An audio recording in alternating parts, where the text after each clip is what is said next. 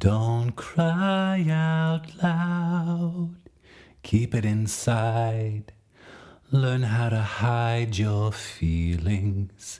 Well, not anymore because Mars is stationed direct, so go on, cough it up.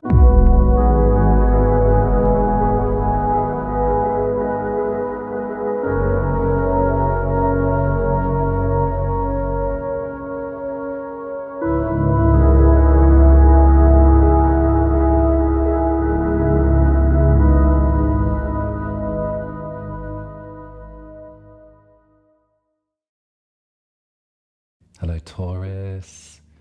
As I said, welcome gently, gently, gently back to reality, back to the start. Although not yet, as I said in the other horoscopes, we can probably celebrate together at the beginning of Aries season for a new year of the zodiac. But we know that the calendar says so, that we're in the first month of the next year. And so all of those feelings of New Year's resolutions and those feelings of new year, new me, all of that stuff is a sentiment that is quite common. However, if we look at the planets, we can recognize that that's just maybe not so possible at the moment, or it hasn't been anyway. By the time we experience this new moon in Aquarius on the 22nd of January, we can be afforded a little bit of relief from some of that pressure that's been building up. Mars has stationed direct on the 13th of January, and Mercury has stationed direct too on the 19th of January. So you can see there's that anger that has been backing up and backing up. There's a point of release there. There's a point of tension broken, hopefully. And also Mercury stationing direct is an invitation to action some of these these intellectual messages, these downloads that you might have been experiencing. So let's look at the chart and let's see where this is all playing out for you. Mars is in Gemini, which is your second house, which is where we earn a buck, where we turn a coin, where we take care of ourselves, our relationship with the land. And so this is very important for you in particular, Taurus, because you are so practical and driven by the land that we stand on. It moves you. You've got a beautiful relationship with that land. And so this anger, this also potentially violence, I might say, if that's a word that could be related to your experience with your relationship with the land, there's going to be, and you'll really feel it too. I'm filming these on the 13th, so it's the day of the stationing direct. So I used it as a marker in my diary to be like, right, get off your bum, get these horoscopes recorded. So we'll see how we go. And also, Capricorn is your 9th house, which is a loftier area of spiritual and philosophical study and mind expansion, maybe less grounded as the second is. So if there has been tension here, if there has been something about the physical reality, the physical manifestation of what you perceive your worth to be, and I'll say that with direction, because what's in your bank balance is not what you're worth, babe. We know this. We know this to be true. I've spoken about this before.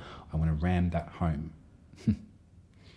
But if this is the point of tension, then we really can look forward to some a release of that pressure cooker. When we consider the moon, I'm going to pull some intuitive tarot actually as I'm speaking.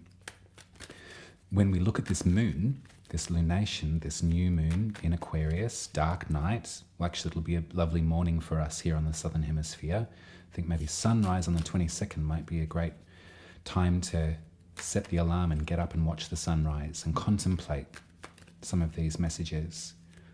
Aquarius for you is your 10th house, which is how we're most publicly perceived. It's the house of, some can say career, absolutely, vocation, sure, legacy, yes, public perception. you consider just the physical principle of the 10th house existing on the top of our chart, it's got a lot of emphasis, a lot of eyes on it. And so to manifest in this space, to think about and to be unashamed about it, to be unabashed about the, the possibility of change, the possibility of a new incarnation of your public self. You can ask for whatever it is that you want to. You don't have to be shy. As you are, Taurus, as you are. Oh, that's lovely. You're right in the center of this one. There you are. There's my classic Taurian card. Here we have the Empress in their garden, languishing in the beauty and the pleasure of going the distance and taking time. These are really nice messages for you at this first lunation, Taurus, with all of this frenetic mania that's been occurring at the beginning of the year, and the pressure to change, the pressure to, resolve. That's the funny thing about the word resolution. It's like, I'm going to resolve this once and for all at this date, the first date of the calendar year. Come on, give yourself a break. Last year was enough to absorb. We had all of those eclipses in your first house and your seventh house of relationship. They were enough to contend with. I think that this is a nice lunation of hope for you. When you think of Aquarius, Taurus, it might be a really good thing to keep the image of the star in your mind, because in the major secrets of the tarot, the star is Aquarian energy. The star is an angel, an extraterrestrial, an alien, sent here to the land, to the planet, to resolve what isn't working. Aquarius moves the waters of love and life for thirsty humanity. Think about that concept. It's beautiful. How does that relate to your public perception? How does that relate to the way that you'd like to be publicly perceived or carve out a legacy of your own? Depending on your planet placements, there might be some extra emphasis in there too. Right now, Venus is in Aquarius at the other end of the scale. The lunation's happening at 1 degree of Aquarius. Venus is in conjunction with Saturn at 23 and 24 degrees. So you've got support in this one. The planet that urges your sign along is in the most public part of your chart. So how can you wrap your mind around your Taurian identity, and how can you sow some of that Aquariusness into it? What goes through your mind when you think about the human race right now? What goes through your mind when you think about the human condition? Have you been thinking too much about the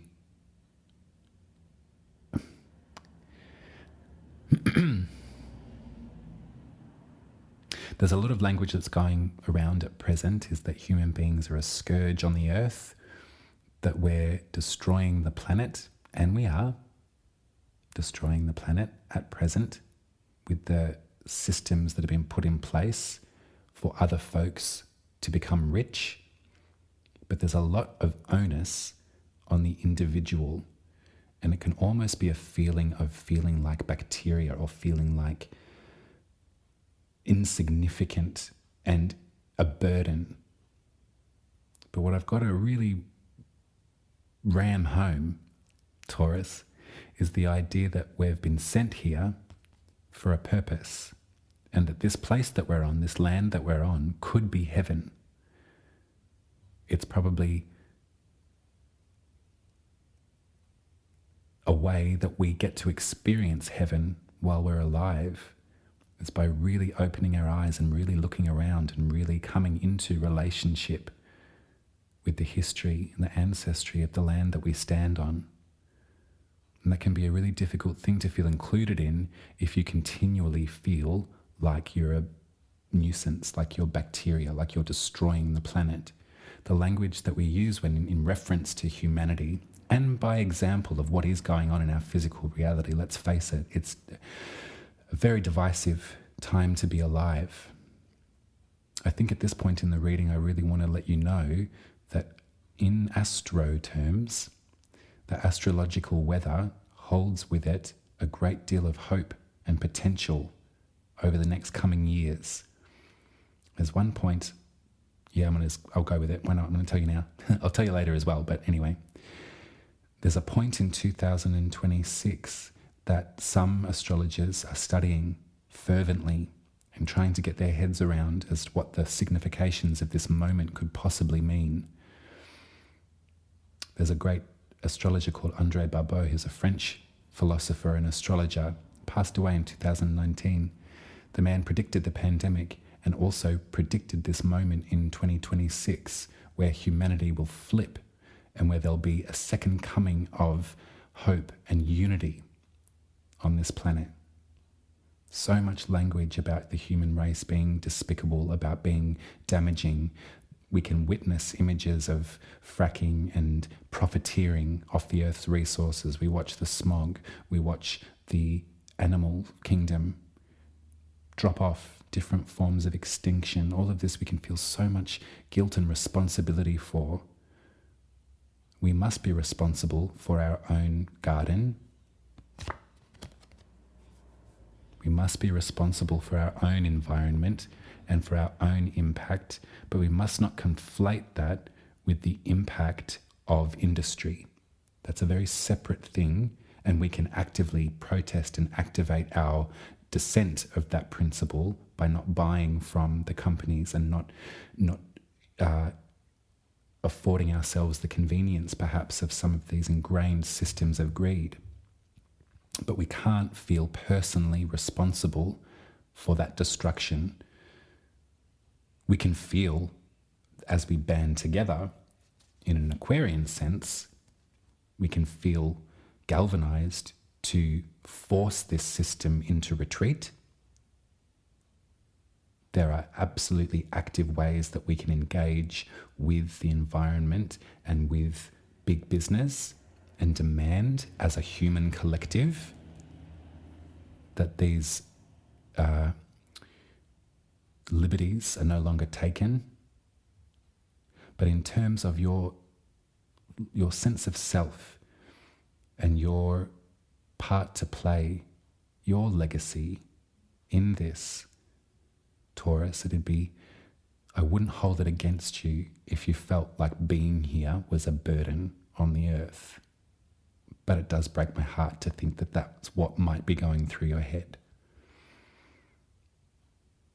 I can say this because I have definitely struggled with that principle.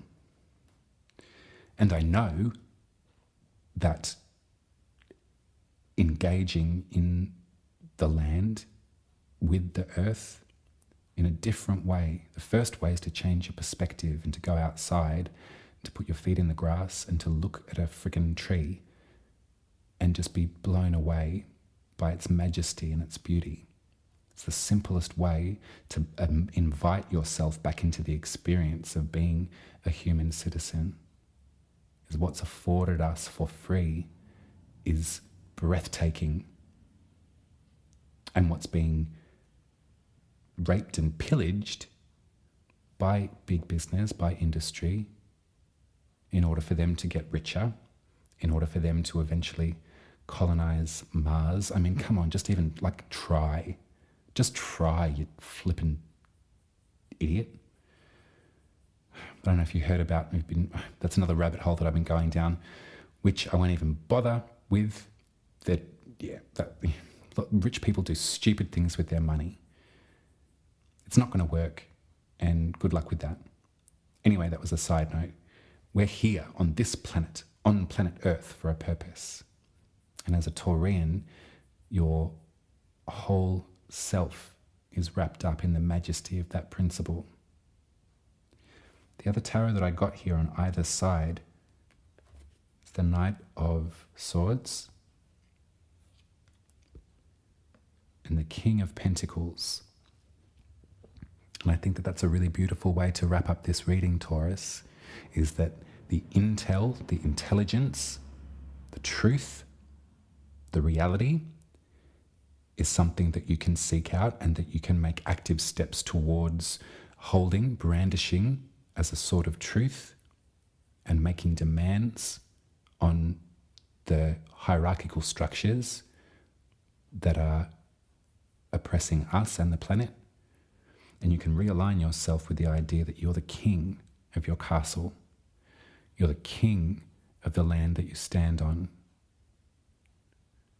That you are going to respect that space, and that the best king is a gracious, beautiful, regenerative power. There's no rulership in this principle. There is a feeling of engaging with the earth.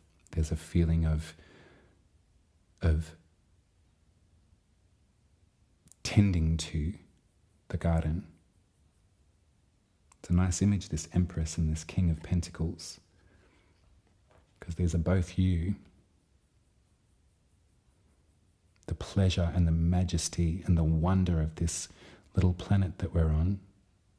In this reality, we can see into the 3D, can't we? All of those other Ds are philosophical principles, and some folks are journeying to get there, journeying to discover, journeying to open it up. What I know is that when I fully engage with the 3D, my breath is taken away. So, in closing, second house, material value, money, how I can turn a buck, how I can sustain my practice, myself, my community, my house. And 10th house, my legacy. What do I wish to be? How do I wish to be perceived? How do I wish to be remembered? These are both little houses that are going to be in a lovely relationship with this lunation. So I want you to wake up in the morning, bright and early, if you're in the southern hemisphere with me, catch the sunrise on the 22nd of January and look out onto the horizon with hope. That's your reading, Taurus. Yeah, that's a nice one to start off the new year. I'm happy with that, I think. Head to umaruby.com and get your birth chart read by me. Please book in. That would be lovely to meet you if I've not already. If I have met you already, then book yourself in a Wheel of the Year. There's so much astrological movement that's going on that I really want to share with as many people and have these discussions, because we can action some of this as the years go by.